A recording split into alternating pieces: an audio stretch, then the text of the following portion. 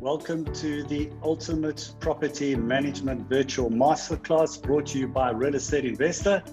This is day 2 of our 2-day virtual masterclass, which is officially sponsored by We Connect You, developers of intelligent property management software to enable you to scale and deliver more value to your clients.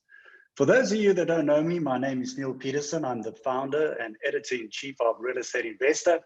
And we've been serving the South African residential and commercial real estate industry for almost 14 years now through our digital magazine, live events, online content, videos, podcasts, and webinars with insights, education, expert tips, and investment opportunities for newbie and savvy investors, home buyers, landlords, developers, and for all of you, the property professionals and practitioners in the industry. And I'm really excited and honored to be your host and moderator for this virtual masterclass today.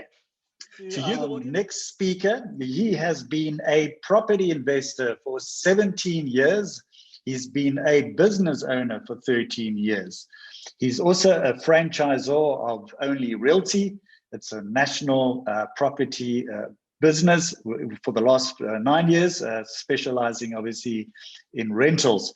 And he has a solid foundation gained through tertiary studies in finance and accounting and experience gained in large international financial institutions prior to entering the property sector.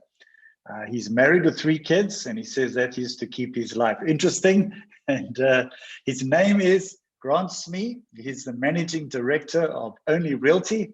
And his topic today is the critical success factors for building a rapidly growing rental portfolio. So without further ado, please welcome Smee. Hey, morning. Thanks, Neil, and morning to everybody joining us today on this call. And thanks for the LinkedIn post there, Neil. It's really appreciated. Yeah, guys, so welcome to this. And I think these type of events are so important to understand the change of how our environment is and how our market's changing.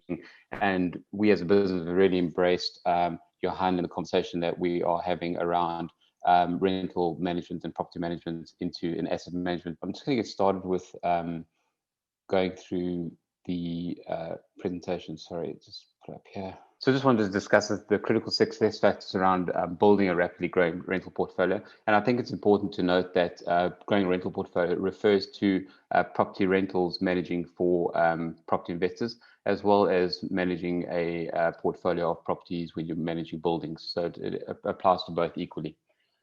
So if I go through the first factors, one of the most important things, or the most important thing around building a successful rental portfolio and a business around this is your team. It is so sort of discarded in our industry how important your team is, and a couple of things we need to do is, first and foremost, is an active recruitment strategy. We need to be consistently and recruiting for improving our team. And when we talk about a recruitment strategy, it's not only recruiting people for the sake of recruiting people, recruiting rental agents, recruiting property managers, administration managers, or maintenance team, but recruiting the best possible people. And I think there's an important part of the whole process is building these really robust teams made up of really strong and quality people. The way you do that is through obviously a good business culture, but secondly, a remuneration that incentivizes growth. Our feeling within our business is if we're not providing the opportunity to incentivize and grow people within the business, they stagnate and they die, and eventually, or die in the business, but eventually move on and move away from the business. So it's important from a retention point of view that you will manage or incentivize your team to build themselves, grow within the business, and therefore grow the business themselves.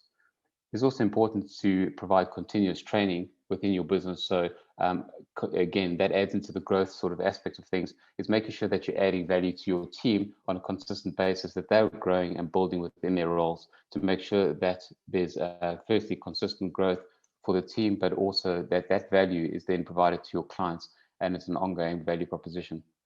And then the next sort of item around your team is making sure you retain your team. There's nothing more frustrating within our industry where you build somebody, you grow somebody, and they move on to the next business because of a brand or a better offering or better incentive scheme. So it's important that you have active retention strategies in place to make sure that you can try and retain your team. And this now applies to your sales agents, your rental agents, your administration team, or your property managers. So it's across the board. Is making sure that you've got very good retention strategies in place. Once you've started building your team, you've built a team that you rely on, and now that team mustn't outgrow your income, but make sure that it sort of aligns in terms of your growth or the growth of your business. You then need to look at your value proposition, and I think Johan has really put it succinctly and brilliantly in terms of the language that we need to start using as an industry. We need to move away from landlord into a property investor space. We need to move away from talking about their property and talk about their investment. We need to move away from talking about their net rental that they received and start looking at a return on investment, a return on their investment directly into the property, a return on their investment from a capital point of view. We need to really start understanding how the language that is going to make our value proposition differ. And it's important that as you start communicating to landlords, why choose us? What is the thing that's going to make us different? We're in a very, very crowded and competitive market. We're in one, however, that is unfortunately rife with low quality, poor quality businesses and agents. And we really need to, if we're going to ensure the longevity of our industry, make sure that we step and set ourselves apart. How we do that is by firstly educating ourselves, recruiting the best team possible, and making sure that the conversations and the value we're adding to our landlords or our investors is distinctly different. It comes from an informed point of view, and the important thing here is how do we do that? How do we set ourselves apart? It's language, it's culture, and it's value to our clients in a big way. Johan showed that slide of a website of one of the property managers who had said what they do and how they do it. And I think that's the problem. If you sit with one of your letting agents, ask them right now, what do they do and what do they offer the landlord or the investor? The conversation cannot be, we sign a mandate, we market your property and we let it out for you.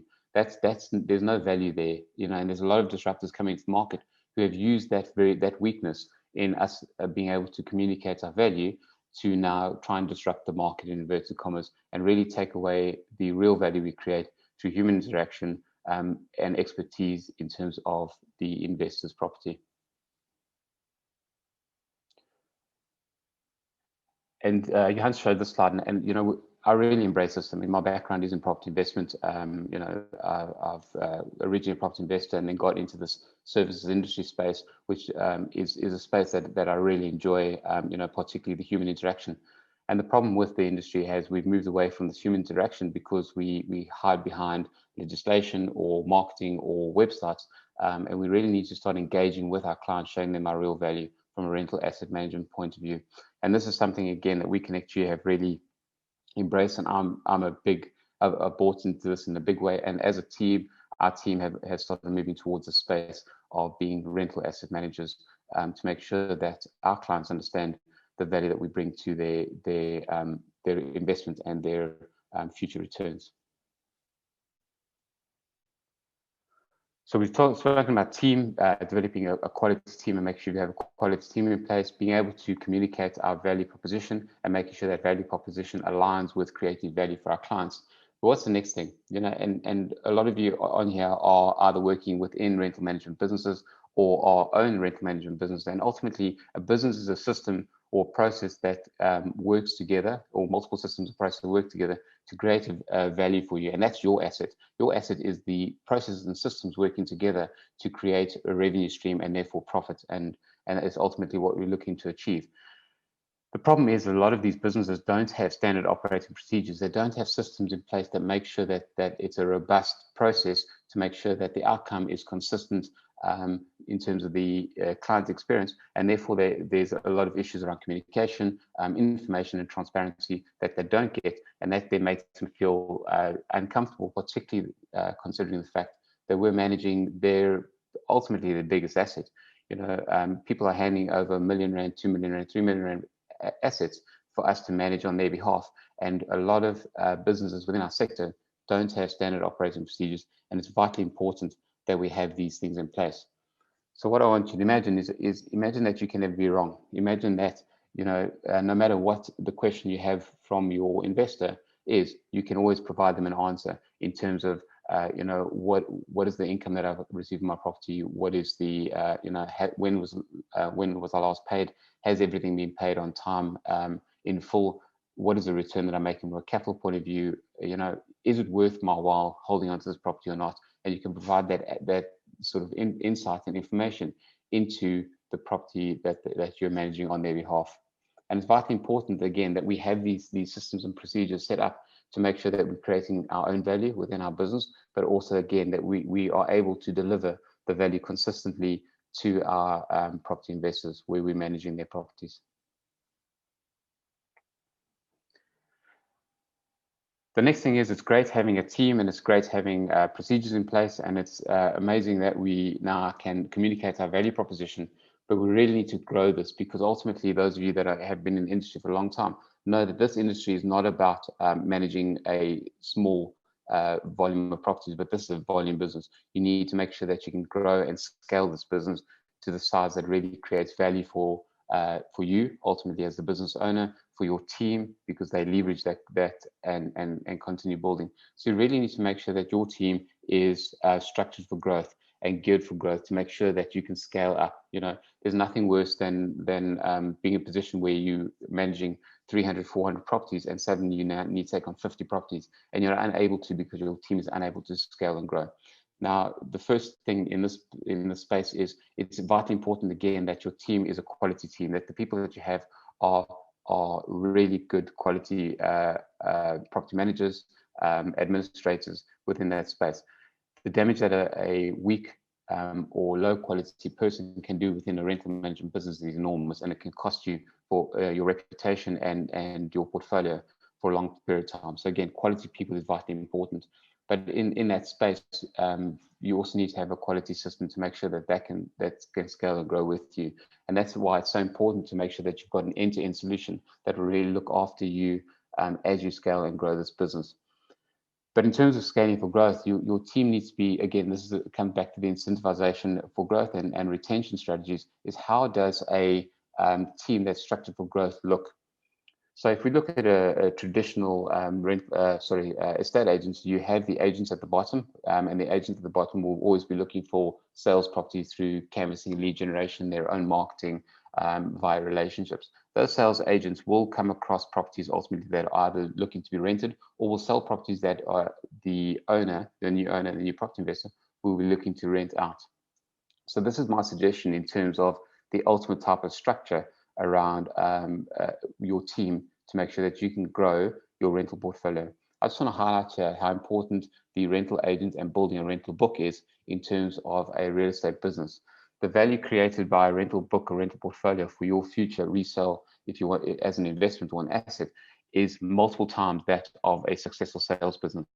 So if you consider this, that a sales business selling properties today, the only thing it really generates is revenue, immediate revenue, and future goodwill and brand in an area, whereas a rental book creates this long tail of return on your investments, where you can get continued and sustainable growth, but continued and sustained income through a rental portfolio, regardless of what the market looks like. And a lot of you would have been through last year's lockdown, where there would have been a big gaping hole in terms of revenue from a space where you couldn't do any sales, you couldn't do any viewings last year. Whereas those of you that carried a book would have kept the doors open, the lights on, and probably would have been able to pay your teams in full because you had that rental book underpinning your business. So if we look at the sales agents at the bottom, and they are canvassing and finding properties, and they then are creating leads for obviously sales, but then into the rental space, you could conceivably be in a space where there's a single rental agent who is receiving that stock and then is renting that property out. And there would be an incentive to the agents, the sales agents, for passing that lead on to the rental agent. And once the property is rented out, it then gets handed over to a management team. Now, that management team is made up of 4 people. It would be the account manager, the investment relationship manager, the maintenance manager, and the general administration tenant liaison person. The account manager obviously deals with the finances, issuing of invoices, statements to landlords and tenants, and sending that information out. The investor relationship manager is the is the client handling person. So that is the person who speaks to your investor, make sure that they understand how the investment's doing, give them feedback, sort of that real hand holding and rapport building sort of space. Your maintenance manager obviously deals with any maintenance that needs to be done on the rental book and the properties, making sure that there's clear and definitive communication both to tenants and landlord or invest in that space, as well as your general administration tenant liaison. So that's the person who's going to be getting complaints, dealing with tenants, maybe issuing the letters of demand if they haven't paid. So that's what your team or your account manager or your management team would look like. Now that when you have a small book, could be 1 or 2 people, but could build into multiple teams of multiple people as you grow bigger and bigger. In fact, one of the most successful in property management businesses I've seen who manage 4,000 properties had 6 teams, each dedicated to a small part of that portfolio, split into this sort of structure. And each team had 4 people for firstly backup, and also in case somebody left, they had a sort of continuity in terms of their business.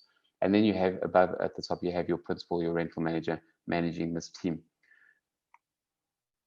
So the benefits of the structure is the sales team is incentivized to generate leads. So they are consistently and continuously passing on leads to the rental agent. The recurring commission structure coming from the book is vitally important to them and sort of underpins them in terms of, you know, when sales do go quiet or they don't have any sales come through, or they're waiting for some sales to register, lodge and register, that they're able to sort of continue paying their bills. And that's very much, if we think about a rental management business, the rental management business is structured in exactly the same way. So all we're doing is we're taking that structure and replicating within each sales team member's hands. And then the property is referred back to the sales agent if it's sold. So they know that in the future, if their property is sitting within the rental book, that they are going to likely get their property sold or be able to sell their property when it comes up on the market again. The dedicated rental agent can almost have unlimited properties linked to their portfolio because they are simply renting it out, and that administration structure is taken away from them. There's too many businesses that rely on the rental agent as the property manager as well. And this is something that I have an issue with in the industry, is that rental managers and rental agents are distinctly different people. Property rental businesses and property management businesses are, again, distinctly different businesses. They can be under the same banner in the same office, but they're distinctly different. The property rental business is a marketing business, an advertising business, and almost a property showing business, whereas property management differs substantially in terms of its function, its role, and its expertise required. And it's vitally important that we consider that fact, again, from a business perspective and internally looking at the people within our team. The management team then focuses on managing the portfolio. And again, those are those four roles: your investment relationship manager, the contact person for your investors and landlords, and value importantly within our business and for continuity. And because we know that there's quite a high staff turnover within this business, because managing properties on its own is also not an easy business. Value is not linked to a single person, so you do have continuity. If somebody leaves, that they can, there's cover, and the business can continue uninterrupted. So it's a second tip. And then the last one I think is vitally important, and this is something that sort of people have really embraced, but I think they've embraced it at the wrong level. And Johan sort of referred to business being more tech enabled, but their very last comment by Steve Jobs is considering the human before you consider the tech, and building tech around a human versus building tech for a human is vitally important. And just one thing I'd like to mention here is that culture and business culture is probably more important than the tech that you have within your business. And tech should remove friction and remove stumbling blocks and roadblocks versus really removing people. And we should embrace the people that we have in our business to add value to our clients, the investor, and make sure that they're getting more value, and therefore tech can make their lives easier in that process. So some of the non-negotiable features that I would consider within the technology that we have, and sort of this is some of my learnings as well over the last 15 years of running this type of business, is it needs to be cloud-based. One of the biggest mistakes I made in the early stage of trying to move our business onto tech was it was server-based, and it was an absolute nightmare in terms of backup of data, issues around the server itself. And really, I'm a property guy, I'm not a tech guy. So the server goes down, we've got a big problem. So it needs to be cloud-based. Vitally important for me is that it needs to be bank integrated, and you can see it at you know, how important bank integration is, because without that integration, there's a massive replication of tasks when you're going through the management process. Account management automation, so there's got to be workflows and things that really make sense and really take away a lot of the repetitive tasks that you have within your business. Lease management is something that's severely lacking in a lot of systems, and it's vitally important. Again, what I don't want to do is I want to make sure that, again, and I think I mentioned this earlier, that's an absolute end-to-end solution in terms of what we're using from our property management business. The big problem I have with a lot of systems that we have come across is that there are certain aspects, and lease management being the one that has stuck out for me, and that is severely missing from a lot of systems that we've come across in the past. The ability to bulk process, and again, you know, you don't want to be working on individual transactions that are a replication of others. You want to make sure that there's bulk processing available within the technology that you might be using. Integrated inspection and maintenance management functionality. Again, a very, very good ticketing system is vitally important from a maintenance management point of view, and then integration into inspection software is very, very useful. Just a note here, inspection software is so vitally important from your perspective to make sure that inspections are firstly done, they're done properly, and secondly, they're fully recorded and backed up. So that if you do get to the end of the lease, and we all know, those of you that manage properties, one of the biggest issues at the end of a lease is that there's some damages. Everyone disagrees that it was in place, and then you go back and look at the inspection, and the inspection's either missing, it wasn't done properly, or the photos aren't great, and you therefore can't verify whether there's damage there or not. And it's vitally important that you have a system that firstly links into your existing system, and also records those inspections and is backed up, so that you have those items there. Next one is a credit check. So, I mean, obviously there's a few credit check providers out there, but integration into the system that you have, again, to avoid replication of staff, replication of tasks is vitally important.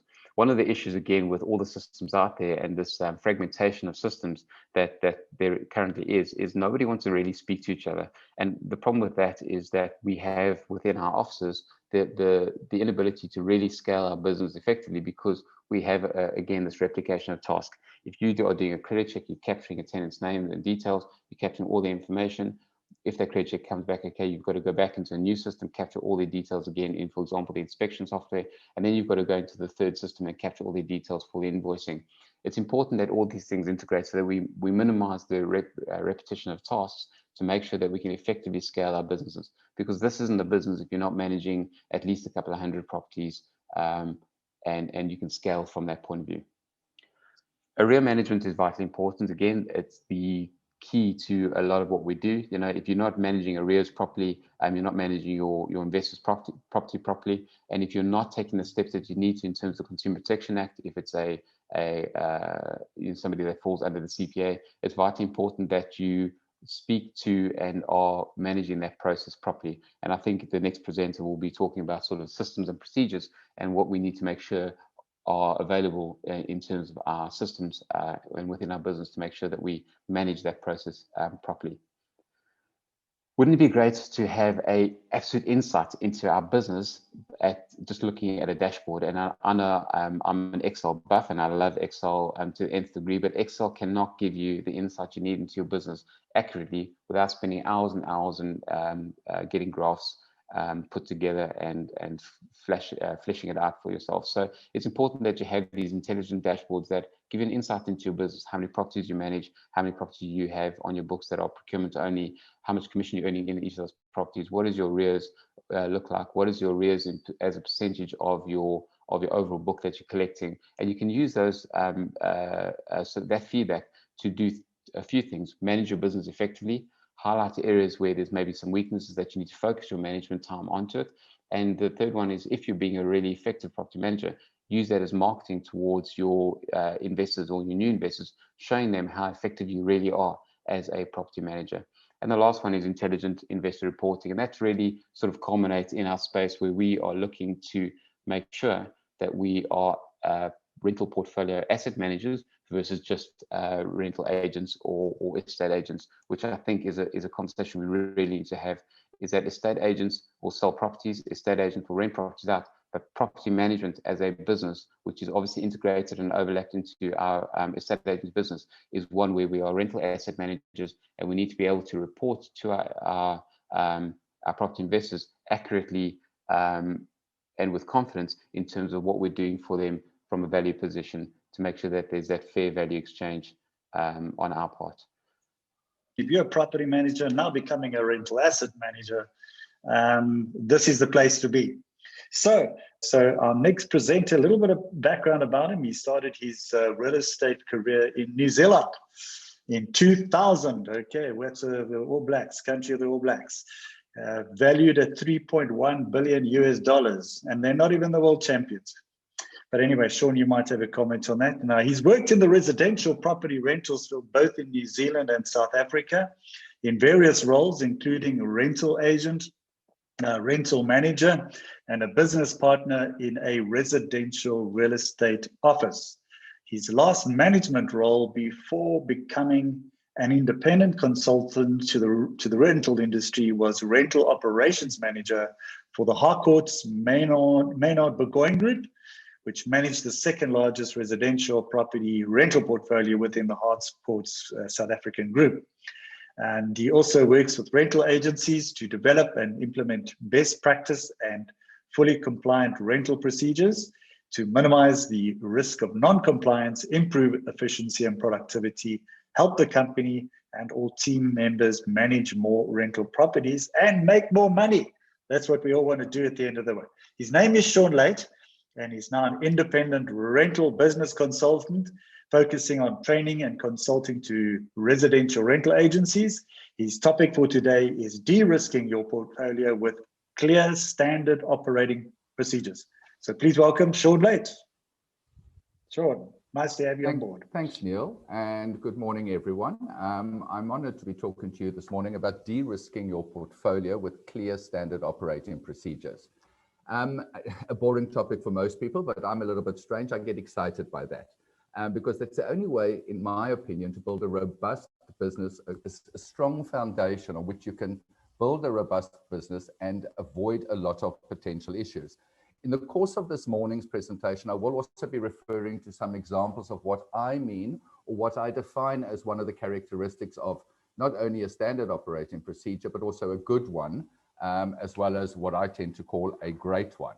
So the objectives that I've set myself is to explain what the risks are, why you need to mitigate them, as well as the potential consequences, and this is important, of not mitigating against these risks. What is an SOP? In its simplest form, it's a to-do list. Something like, we all do a grocery list, yet so many of us don't have these sorts of to-do lists in our business. But an SOP can be a little bit more than just simply a to-do list. And so I'm going to touch on what makes a great or a good SOP. And we're going to look at the characteristics of a good SOP. And I've discussed how, a grocery list is like the simplest form of an SOP, but it can be so much more. Then we'll touch on how good SOPs can help de-risk your operations. And eventually we'll talk about a few other advantages of SOPs. Obviously, if you have any questions, feel free to pop them in the Q&A and we will deal with them at the end in the Q&A.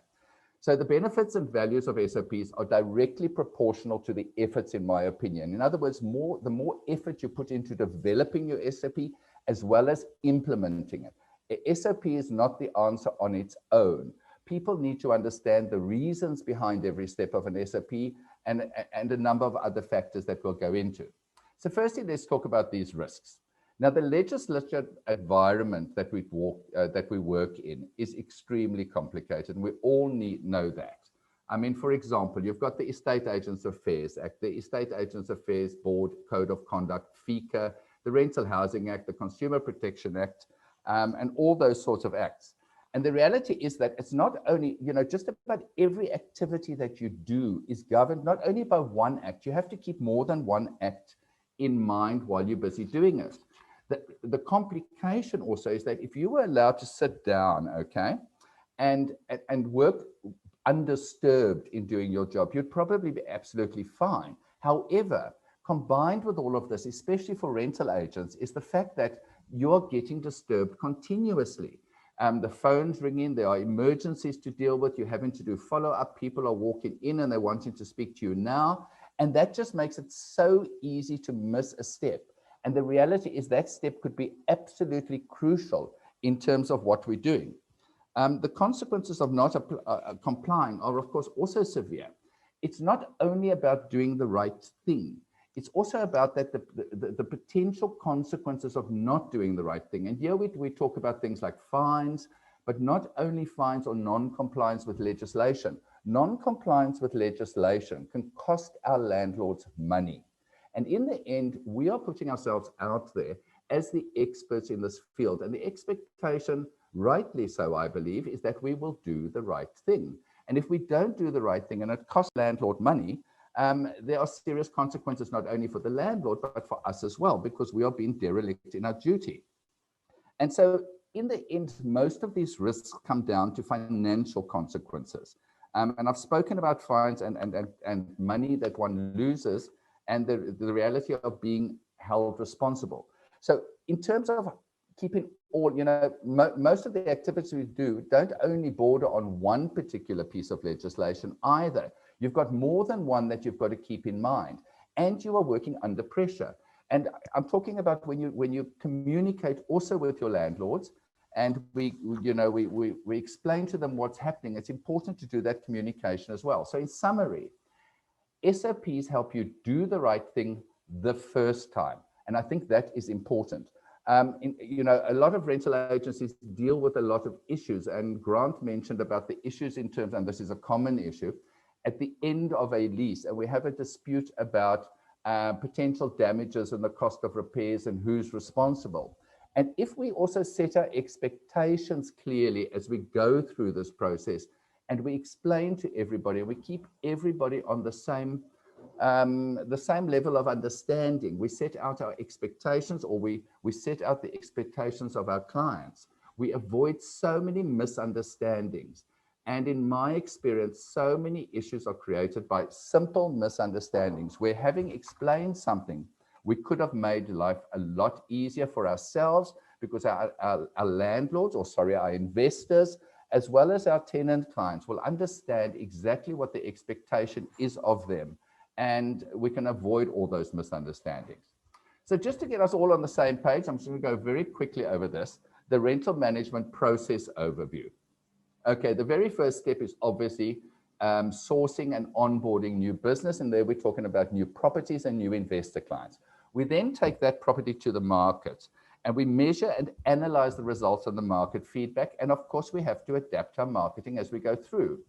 We then deal with a critical part of this whole process, because it often sets the scene, or it is the determining factor between a successful lease and an unsuccessful lease, and that is the applications.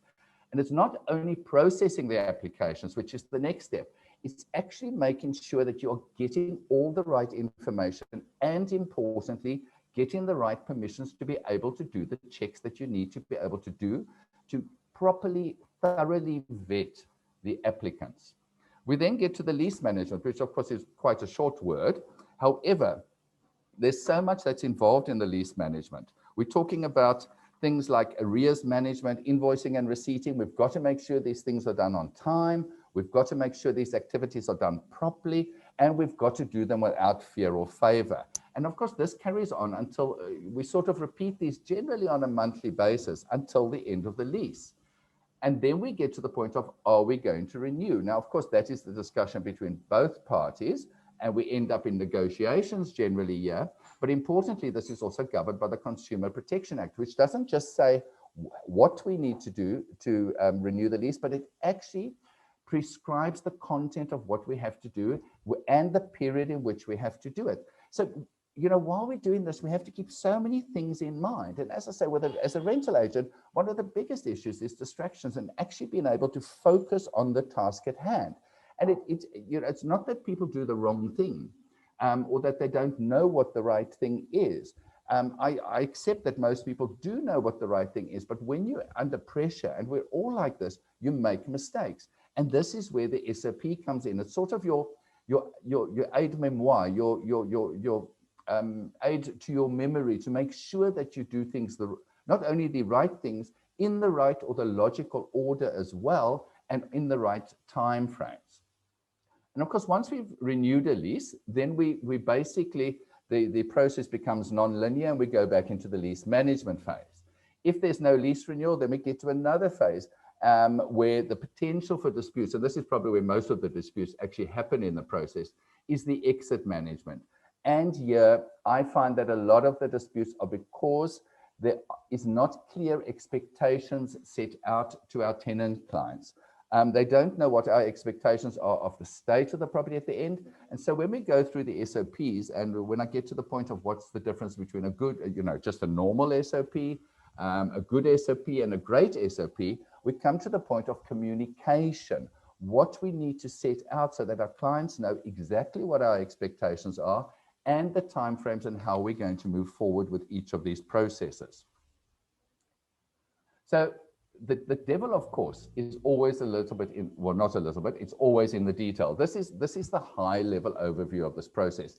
But each of those phases or processes that I've mentioned here have detail below it. So we take an example and we look at the lease renewal process.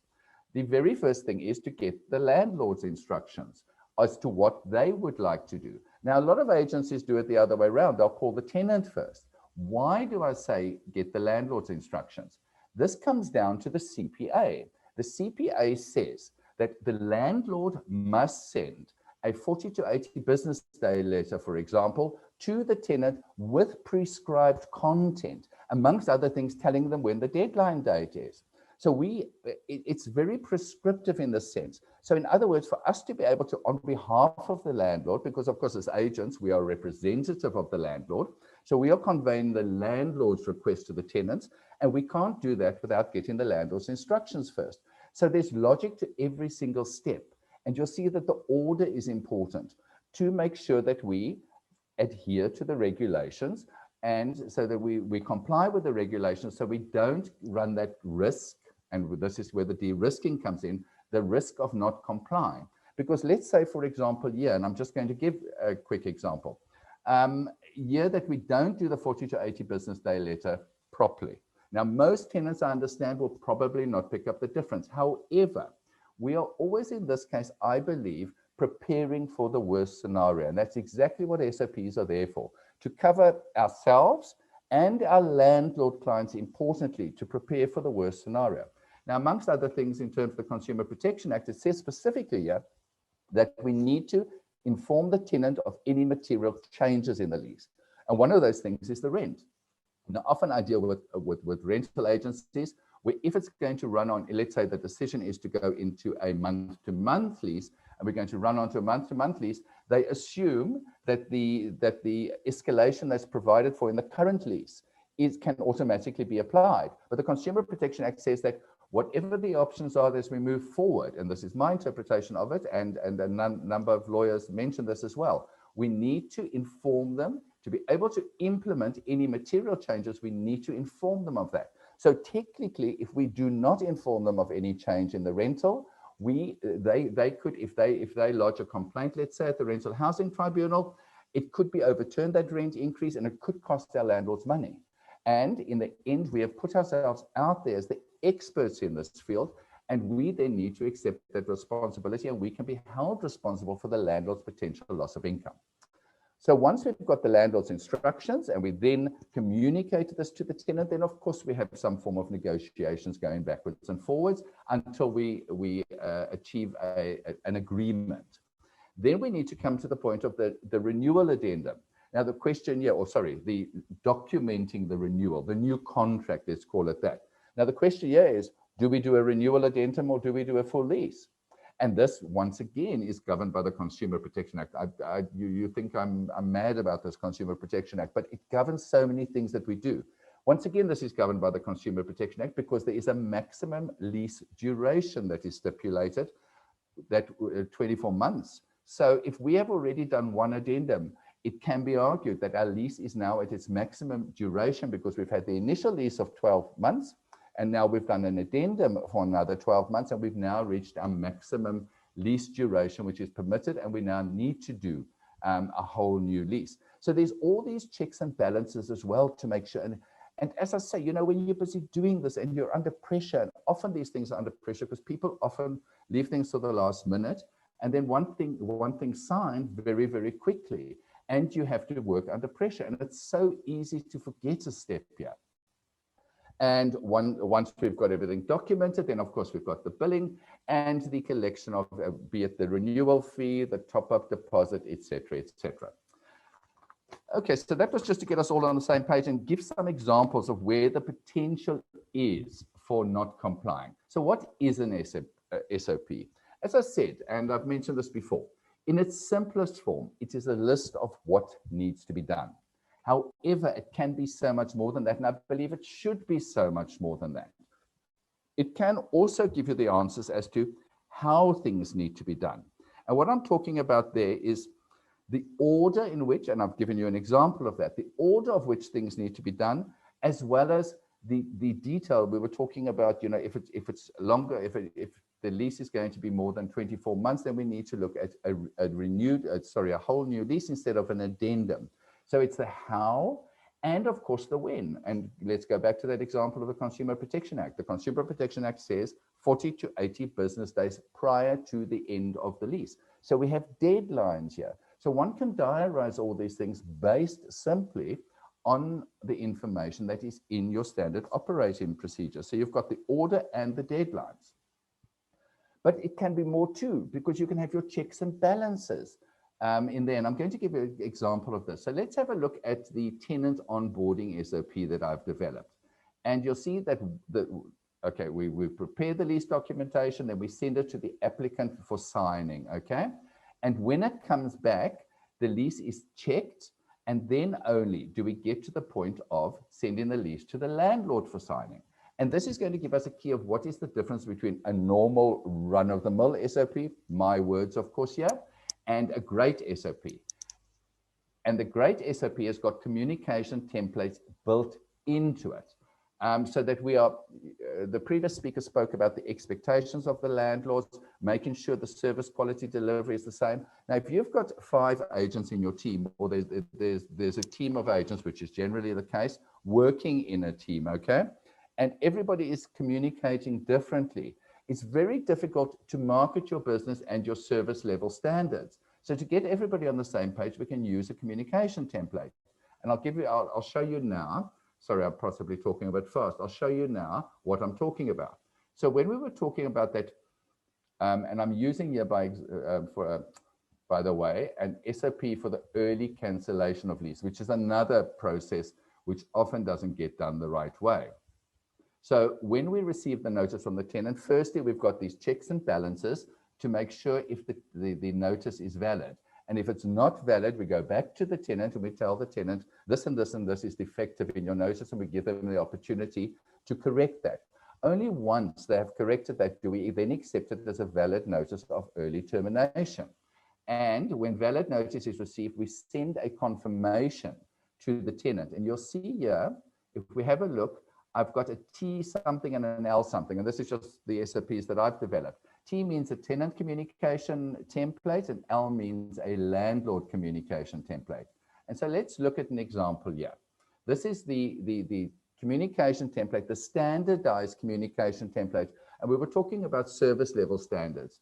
This is how one makes sure that your service level standards are always maintained, that everybody is doing the same thing. And we know that our landlords and our tenants are getting the same message and getting all the information they need.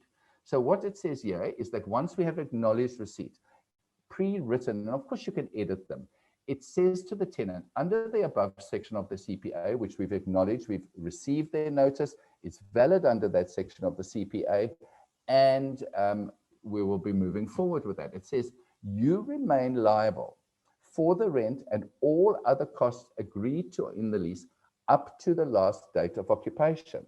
Now, people don't always understand this. So we are being clear here. We're setting the expectations. The tenant can't later come and say they misunderstood something. Another thing here is, of course, the reasonable cancellation penalty. And included in this communication template, it says to the tenant right up front, the landlord is entitled to impose a reasonable cancellation penalty, which is usually accepted to be an amount to cover any amount that the landlord would be out of pocket because of your early termination of the lease and their inability to re-tenant the property. Now, what's the advantage of saying this? Firstly, the tenant understands, because people know possibly that they are able to cancel on a 20 business days notice, but they don't always understand that reasonable cancellation penalty that the landlord is entitled. It's not the end of their relationship or their financial obligation to us. Now, if they are concerned about this or confused about this, or they want clarification on this, because we have now mentioned it, we then have the opportunity prior to the end, okay, where it will end up in a dispute, for them to contact us and us to enter into a conversation with them and explain to them exactly how this works and that the landlord is entitled to money that they are out of pocket.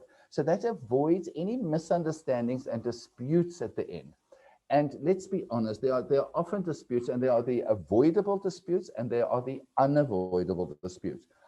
Part of what an SOP does, it helps us avoid the avoidable disputes, in my opinion. And nobody wins with a dispute, because it's not only a matter of a misunderstanding, it's also a matter of protecting your brand.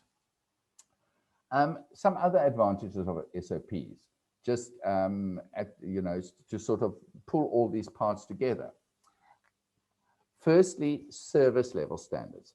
I don't know about your experience, but I know that my experience has been that often I would sit with a potential client and I would say, this is how we do things.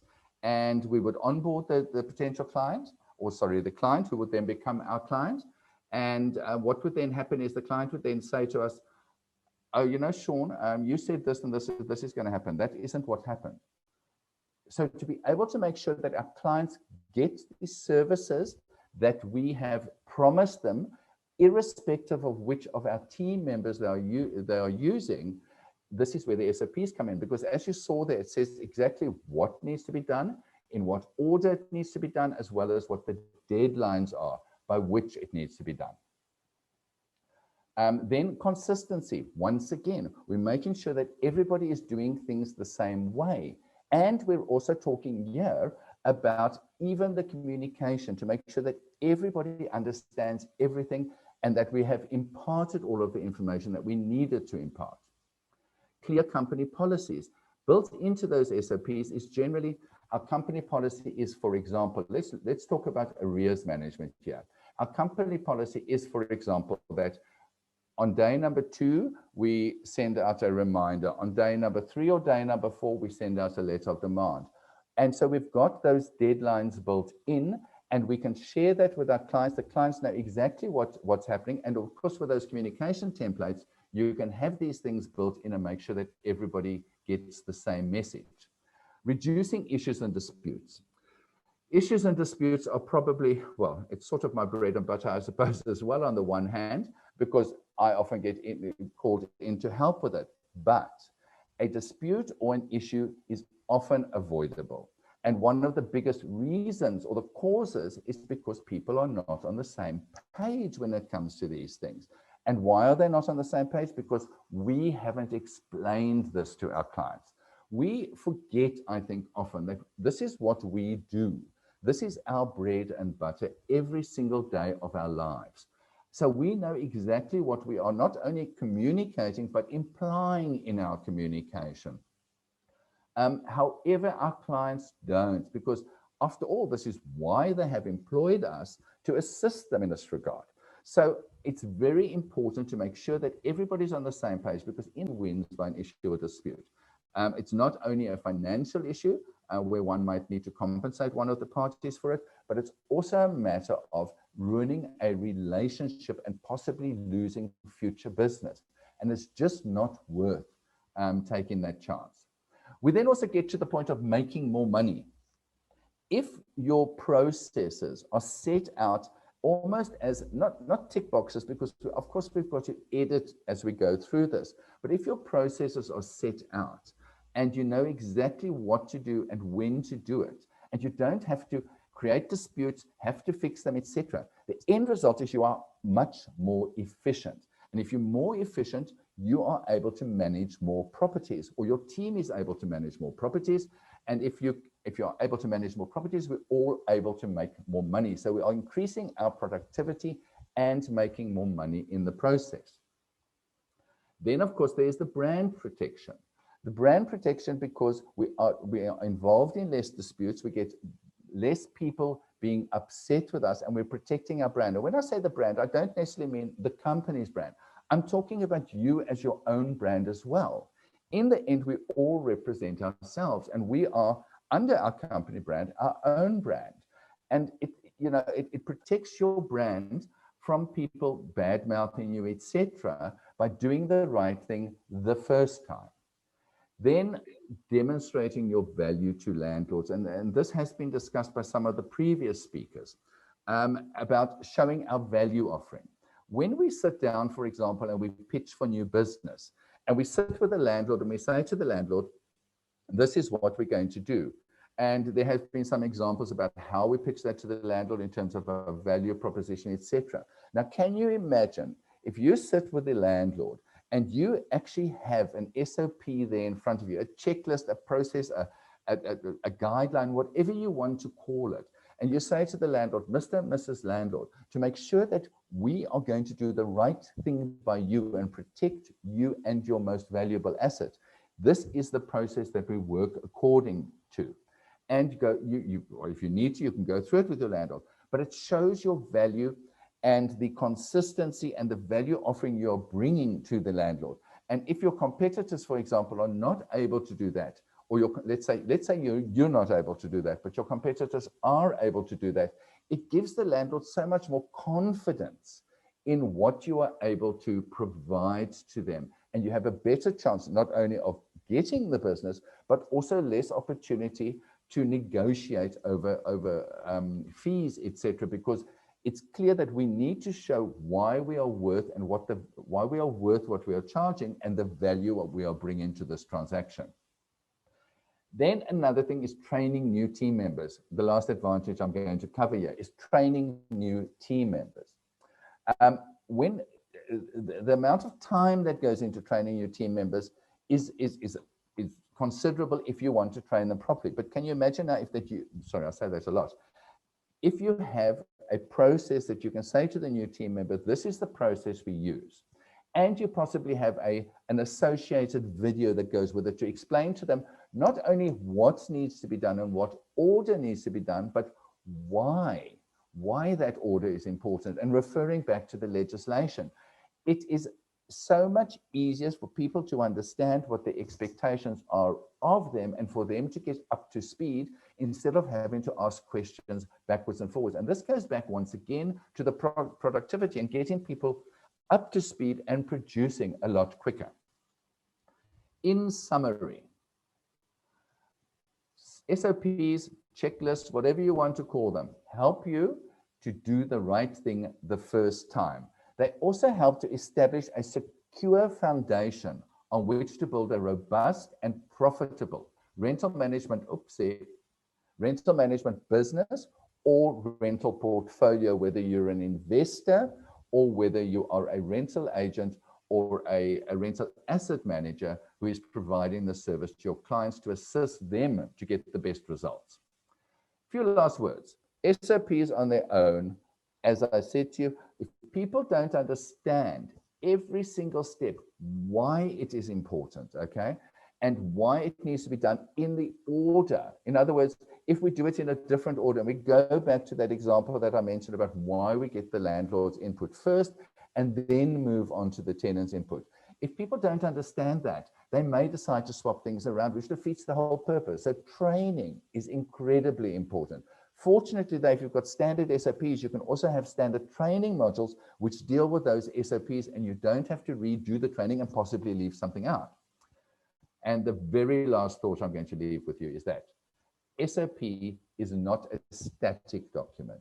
It is a living document. What I've done over the years, for example, is we start off with a basic SOP, which is the starting point. And as I get confronted with, let's say, potential issues, or not potential issues, real life issues, and we end up having a problem or a dispute, I often go back, or usually go back at the end of that and say to myself, can that be avoided? And if it can be avoided, how do I avoid it? And if there is a way for me to avoid it, I update my SOP. Another reason when SOPs need to be updated is, of course, when legislative changes come in. And then it's probably a whole overhaul of the SOPs. But it's also when you sit with a situation or confronted with a situation that you know are avoidable, is avoidable, I beg your pardon. And you can then build in checks and balances into that SOP to avoid those situations and to avoid a recurrence of that. So once again, I work on the basis of trying to avoid expecting the worst, preparing for the worst, and hoping for the best. And ladies and gentlemen, that is my contribution and what I can, what I prepared to share with you today. Wonderful. I think there's some great nuggets of information there, Shaun. Thank you very much. And I think people are looking for practical information all the time. So thank you